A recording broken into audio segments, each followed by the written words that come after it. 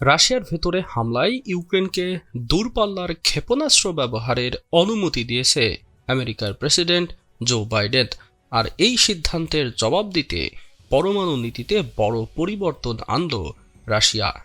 পুতিনের এই সিদ্ধান্তে সরাসরি হামলার মুখে পড়তে পারে যুক্তরাষ্ট্র। রাশিয়ার পরমাণু নীতি পরিবর্তনের বিষয়টি নিশ্চিত করেছে মার্কিন প্রভাবশালী সংবাদ মাধ্যম সিএনএন।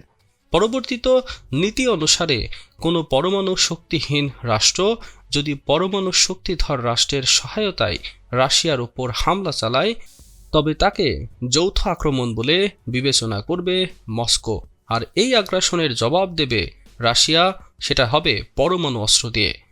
ক্রেমলিনের মুখপাত্র দিমিত্রি পেসকভ সিএনএনকে জানিয়েছেন, যে কোনো আগ্রাসন মোকাবেলা করতে পরমাণু অস্ত্র ব্যবহারের অধিকার রাশিয়ান ফেডারেশনের আছে।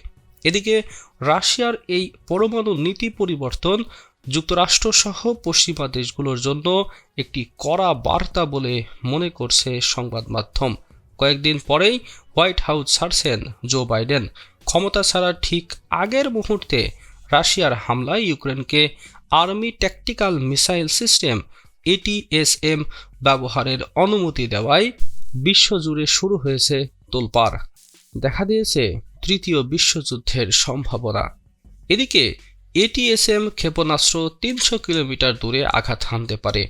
আর এই দূরত্বে রাশিয়ার সামরিক ঘাঁটিসহ বেশ কিছু গুরুত্বপূর্ণ স্থাপনা রয়েছে। হামলা হলে মাটির সাথে মিশে যেতে পারে রাশিয়া।